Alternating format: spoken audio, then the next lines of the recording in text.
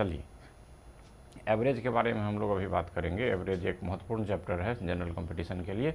Math में, अंकगणित में हम लोग एवरेज जो बनाते हैं वो उसमें थोड़ा सा उसको ऐड करके और डिवीजन देना थोड़ा कैलकुलेटिव होता है, उसको हम लोग यहाँ दूर करते हैं। उम्मीद करते हैं यह वीडियो आपके प्रतियोगिता परीक्षा के लिए सहायक होगा। आइए देखते हैं। एवरेज नाम से ही है औसत, तो औसत चैप्टर, बस पढ़ाई में आपको औसत नहीं रहना है, इससे आगे निकलना है।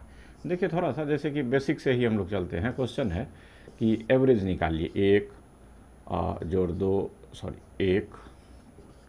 2 3 4 5 का औसत। लगातार नंबर है, इसका औसत निकालते हैं। तो जहाँ कंजिक्यूटिव नंबर होगा उसका एवरेज हम लोग क्या करते हैं, 1 जोड़ 2 जोड़ 3 जोड़ 4 जोड़ 5। गौर से देखेंगे, इतना डिवाइडेड बाय फिर 5 कर दे। ये करने का काम नहीं है, आप खाली इसका शुरू वाला अंक ले लीजिए और अंतिम वाला अंक ले लीजिए, 1 जोड़ 5 डिवाइड कर दीजिए 2 से। देखिए 6/2, तो ये 3 आ जाएगा आपका, यही आंसर हो जाएगा। फिर आप दूसरे अंकों को देखते हैं कि लगातार 50 तक के सभी प्राकृत संख्याओं का औसत। गिनती की संख्या को प्राकृत संख्याओं का औसत। आप देखेंगे बुक में अलग अलग प्रकार का औसत निकालने का नियम दिया हुआ है, लेकिन इसमें भी सबसे सरलतम मेथड को हम लोग करते हैं। तो क्या लिखेंगे, 1 जोड़ 2 जोड़ 3 जोड़, ऐसे ऐसे करके कहाँ तक का जोड़, 50 तक का जोड़ करेंगे और डिवाइडेड बाय फिर 50 करेंगे। ये नहीं करिए, आप सीधे पहला और दूसरे अंक को लीजिए, 1 जोड़ 50/2, तो 51 हो जाएगा भाई औसत में, और बटे क्या हो जाएगा 2, तो यहाँ हो जाएगा 25.5 एवरेज। देखिए बहुत आसान है, यहाँ से हम लोग इसको कर लेंगे। आगे आते हैं तीसरे पे कि 60 तक के विषम, ऑड के बारे में बता रहा है, विषम प्राकृत संख्याओं का औसत है ना। कहाँ तक के संख्याओं का औसत, 60 तक के। तो कहाँ से विषम शुरू होता है, 1 से 3 5, इस तरह से करते जाएंगे हम लोग। कहाँ तक जाएंगे भाई, 59 तक, 59 तक जाएंगे। तो 60 तो सम संख्या होता है, तो एवरेज निकालेंगे, फिर इतना बटे इतना वो नहीं करेंगे, पहला संख्या अंतिम संख्या को लेंगे, 1 प्लस 59/2, तो हो जाएगा कितना, 60/2, तो आपका हो जाएगा 30। तो यहाँ तक हम लोग बहुत इजी से समझ रहे होंगे। एक बार बढ़िया से फिर से देख लीजिए कि जब कभी लगातार संख्याओं का औसत आएगा तो उसमें पहली संख्या और अंतिम संख्या को लिख लेते हैं बटे 2 इसलिए कि 2 संख्या है। लगातार 50 तक के, तो लगातार मतलब क्या, कंजिक्यूटिव, इसके बीच में इतना ही गैप है, तो इसको हम लोग यहीं से करते हैं। आगे उम्मीद करते हैं कि आप इसमें एवरेज में अभी हम लोग और आगे चलेंगे, वहाँ से हम लोग इसके बारे में देखेंगे एवरेज जो है सो कैसे हम लोग आगे करते हैं। एवरेज के बारे में और थोड़ी जानकारी लेते हैं।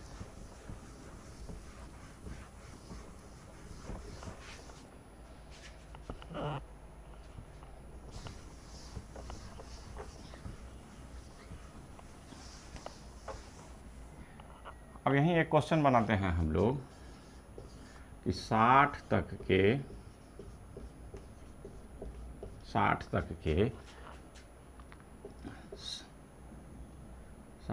के सभी सम माने इवन प्राकृत संख्याओं का औसत ज्ञात करें। बहुत आसान, या निकाल लें, पढ़े होंगे आप थोड़ी देर के लिए। देखिए बहुत ईजी है 60 तक का, तो 60 में यहाँ पे है सम प्राकृत। सम कहाँ से होगा, 2 + 4 + 6 + 8, इसी तरह से प्लस करते करते कहाँ तक, 60 भी एक सम संख्या है, तो क्या हो जाएगा, 2 को जोड़िए और 60 को जोड़िए, क्योंकि इसके बीच में भी लगातार गैप है। तो 2 जोड़ 60/2, तो क्या हो जाएगा 62/2। ऑब्वियस है, आप जानते हैं 31 हो जाएगा। यही हम लोग यहाँ से बनाते आ रहे हैं, इसको हम लोग पढ़ते आ रहे हैं।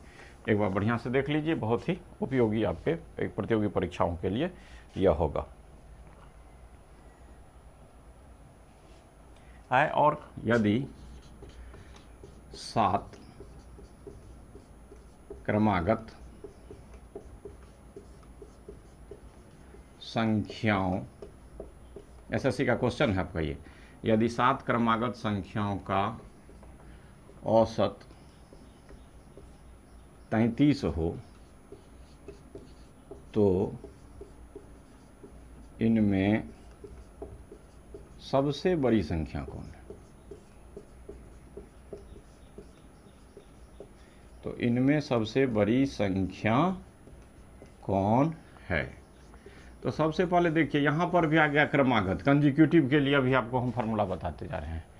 तो क्रमागत 7 क्रमागत, तो 7 क्रमागत क्या होगा? एक होगा x होगा, दूसरा होगा x + 1, दूसरा होगा x + 2, ये हो गया तीसरी संख्या, x + 3, x + 4, x + 5, x + 6, ऐसा 7 हो गया होगा। 1 2 3 4 5 6 एक साथ सबको हम लोग जोड़ेंगे, डिवाइड करेंगे 7 से, बराबर 33 का। वो नहीं करिए, लगातार है तो पहली संख्या और अंतिम संख्या। तो पहली संख्या क्या है भाई? x, अंतिम संख्या क्या है? x + 6। अब इसको हम क्या बताए थे? डिवाइड कर दीजिए, यही एवरेज के बराबर होगा 33। तो आप देखिए यहाँ पर क्या हो जाएगा? 2x + 6 बराबर, ये गुना हो जाएगा 66। तो 2x बराबर क्या हो जाएगा? 66 - 6 बराबर 60। तो x बराबर क्या होगा? x बराबर क्या हो जाएगा?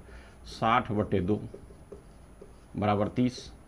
तो x बराबर 30, सबसे बड़ी संख्या क्या है? x + 6। तो x का वैल्यू आपको 30 आ गया। तो सबसे बड़ी संख्या क्या हो गया? 36। देखिए सबसे बड़ी संख्या देखिए 36 आ गया। देखिए कितना आसान है, यहीं पर फार्मूला है।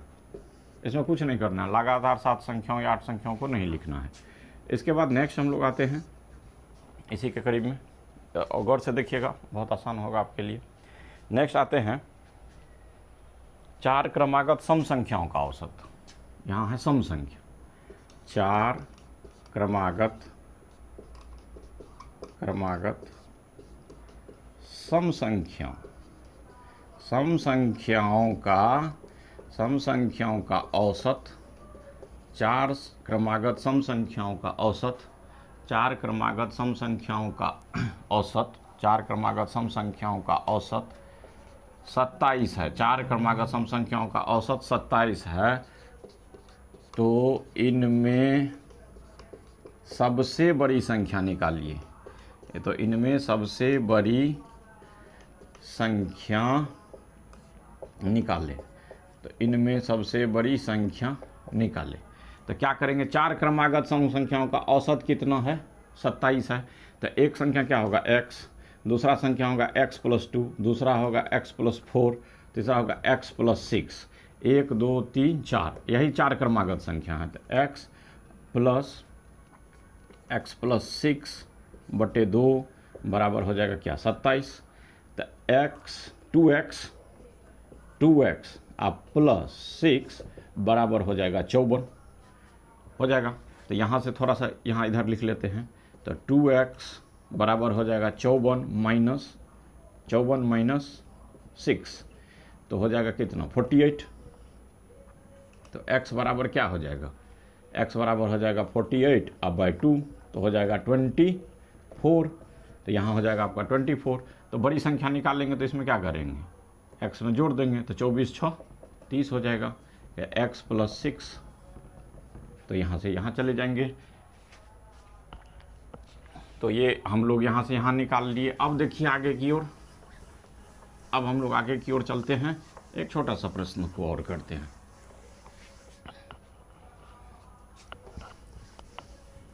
तो खास करके यहाँ देखिएगा, थोड़ा सा आपको एवरेज में हम लोग जो है कंसेप्ट की ओर ले जा रहे हैं, जहाँ से ये बहुत ही इजी तरीके से बन जाएगा।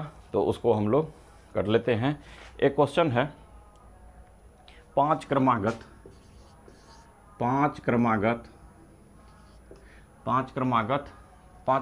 संख्याओं का 5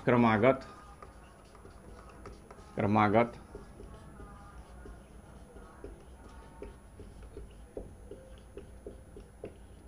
5 क्रमागत संख्याओं का औसत x है, यदि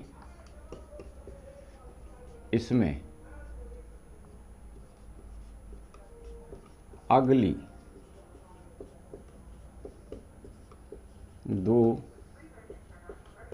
संख्याओं को जोड़ लिया जाए